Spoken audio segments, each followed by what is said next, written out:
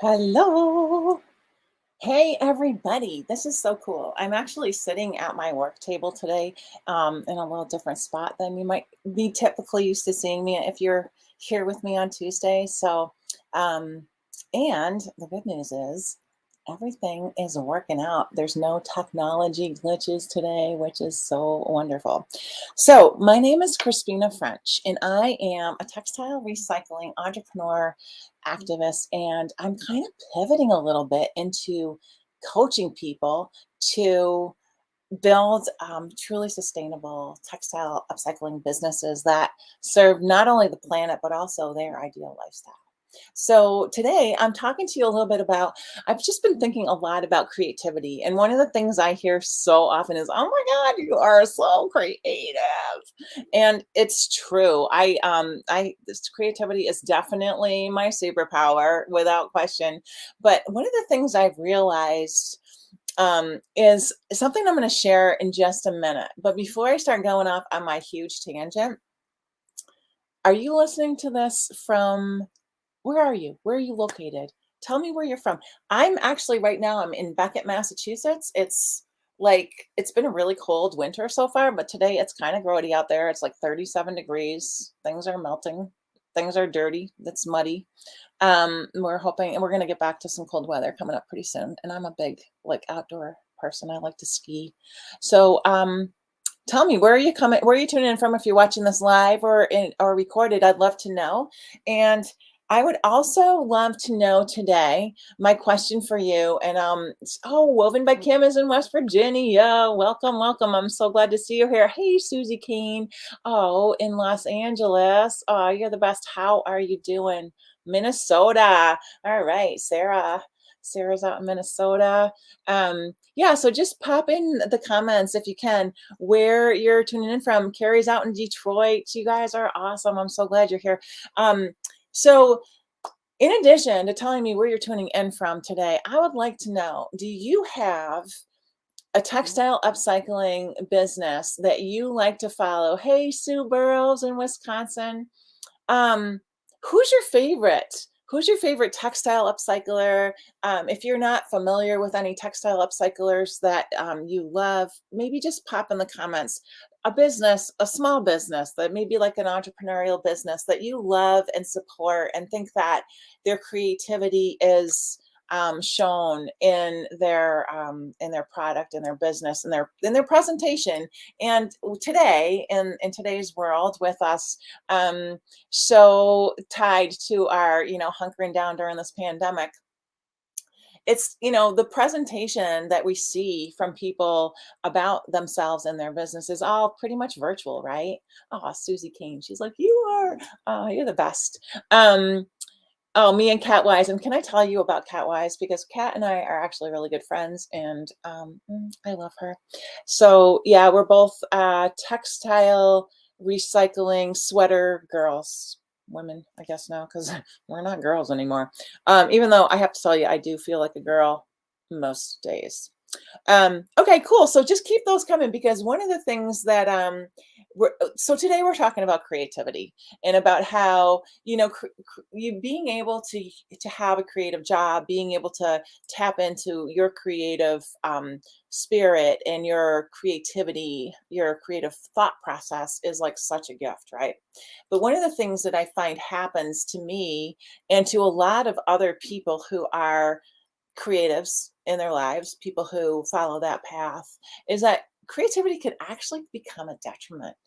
I know you're going like, oh my God, really a detriment? But it's true. I mean, the way that what I'm thinking about is when I first started my business, and I was actually just talking about this with my friend Danny, who runs a really cute company called Picnic Wear. If you haven't seen her feed, you should really check it out. It's she's on Instagram and she has a website, picnicwear.com.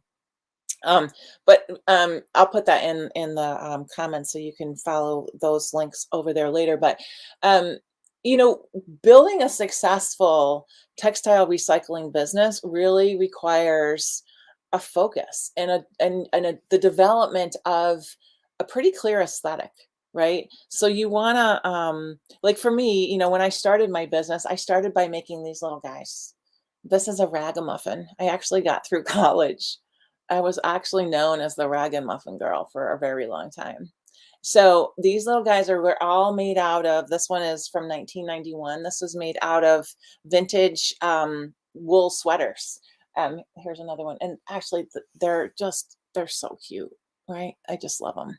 But so there was like this, people could identify that those were made by me, and my company, being my first name is Crispina, and that's also the name of my brand. So that it was really easy for people to identify what I made. There was like a clear aesthetic that came along first with the ragamuffins, and then that carried through into the other products that I wound up manufacturing for many years. So the blankets, the rugs, the pillows, the mittens. I mean, on and on. So all of it kind of tied together with this particular aesthetic that I had developed. And so going back to that initial idea of how creativity can become a detriment, it can become really unfocusing, right? Like you want to create, you have, maybe you have a bunch of materials that you've collected over the years, and now you're allowing yourself the time to develop some product. Well, you want to develop product that kind of hangs together, right? It needs to hang together aesthetically, and it also needs to hang together in like a market way. So like if you're making sweaters, you could make vests, you could make different style sweaters, you could make all kinds of different things that all are all going to sell to the same type of customer, right? So you want to like, of course, creativity is a superpower, but you also want to maintain that focus that allows for you to experiment and develop aesthetic that you want to pursue. So, that first initial kind of like before you're out there time frame when you're really working on developing your product, you can spend that time experimenting, spend that time diving into different techniques, different fibers, different looks and aesthetics. But once you have established kind of your favorite place to spend your creative time and spirit and aesthetic, you the idea of sticking with that and like putting those creative guardrails up for yourself so that you can say, initially for me, my guardrails were up around wool sweaters. It was, that was one of the things that was in the thrift stream that was actually unwearable in a lot of cases, that the wool sweaters had been donated because they'd already been shrunk and they were stiff and not very, they weren't wearable in their initial form. So then I was able to go into the thrift store and find a lot of material because it wasn't selling easily to people who were looking for clothing to wear, and develop an aesthetic around the material that was available to me. And Lena, hi from Sweden. Is your business also a creative textile recycling business? Is that what you work with over there in Sweden? I'd love to know more about it. And she's posted a link for her business in the Facebook feed if anybody's interested. Um, so yes, I'm reading some comments, which is why I'm hesitating a little bit. And Kim, Woven by Kim, just commented and saying that she wants to do it all on any given day. And that is exactly what I'm speaking to. Is like once you have that aesthetic developed and you have that kind of cohesive product mix and presentation to the world out there, you can find customers who that resonates with. And if you're constantly changing and introducing different ideas, different mixes of product, different ways to, recycle things that might be a little disjointed, and maybe the aesthetic is also not, it's not hanging together because there's not that focus, you kind of lose the ability to resonate with any one group of people or any consistent customer base. So that it's a really important piece of creating a successful creative business is to really harness your creativity and really make it your superpower, and don't let it drag you down that rabbit hole of constantly coming up with new ideas that don't help you create a focus that's understandable visually, that kind of draws in a customer and holds them there and keeps them coming back for more. right? So that's what you want to do. The another thing that I want to mention while we're talking about that is when you are able to draw in a customer, and I like to think of my customers as individuals. I like to think of, I don't address my customers as, hey, you guys, or dear customers. I want to speak to my friend Lena over here. She started her business at 12 and she's now 65 years old. Lena, you're amazing. I can't wait to see what you do. Um, Same with Kim over in, I think, Kim, are you in Minnesota? I'm sorry, I can't remember. But the thing that you really want to do is when you have attracted a customer, ask them what attracted them. Why do they like your product? Why do they like your business? What is it about what you create that drew them to you? And then do more of that. Because if there's one person drawn to that, there's other people who will be that just don't know about you yet. Right. So focus that creativity into a really nicely cohesive, aesthetically tied together product mix. Oh, West Virginia. Kim's in West Virginia. And then roll with it. And let me tell you, I mean, this is not you know, prevent any sort of pivots, any sort of new ideas or design aesthetic that can come your way. But especially when you're starting out, or if you're having trouble attracting that solid repeat customer base, you want to just think about harnessing that creativity, keeping it from being a detriment. Don't let it run you ragged. Don't let your creativity be something that's not serving you. You wanna keep that as something that's so special and so, nurturing and, individual that um, there's no competition, right, for that, no, you're not trying to create things that are competing, you're creating things that are really working well together. Does this make sense to you guys? Is this helpful? Does anybody have any questions, ways to go about it? I mean, there's so many different ways to focus that are, there's a lot of books about that. One of the books that that I'm actually reading right now, it's the second time through for me. It's called Atomic Habits. And it's just a really great, it breaks it right down, real like useful information on how to structure your day so that you take care of the things that mean most to you and that you really want to have be part of your everyday. So again, that's called Atomic Habits. And it's a great book. I actually listen to books a lot when I'm working. So just to kind of recap about today's session, I just want to go over the difference between, anybody who is a creative entrepreneur has creativity. And if you're like me, one of the things that I hear most is, "Oh my gosh, you are so creative."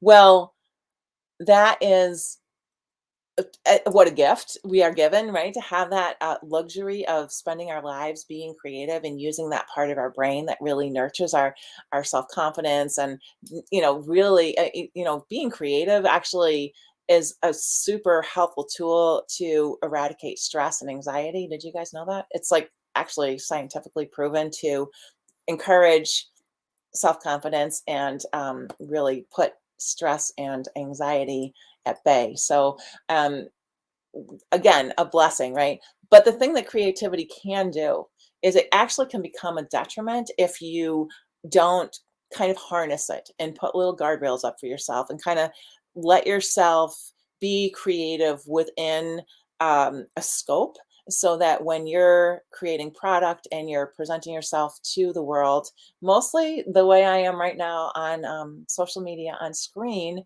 that's kind of a cohesive presentation that people can kind of really understand and wrap their heads around and clearly um, it's clear to them by the just visual that it's something that they either like or that they're not attracted to, so that you can attract customers that will continue to come back for more, and they're not going to get surprised or disappointed by something that might not really hang with your aesthetic. It might not be what they are expecting from you.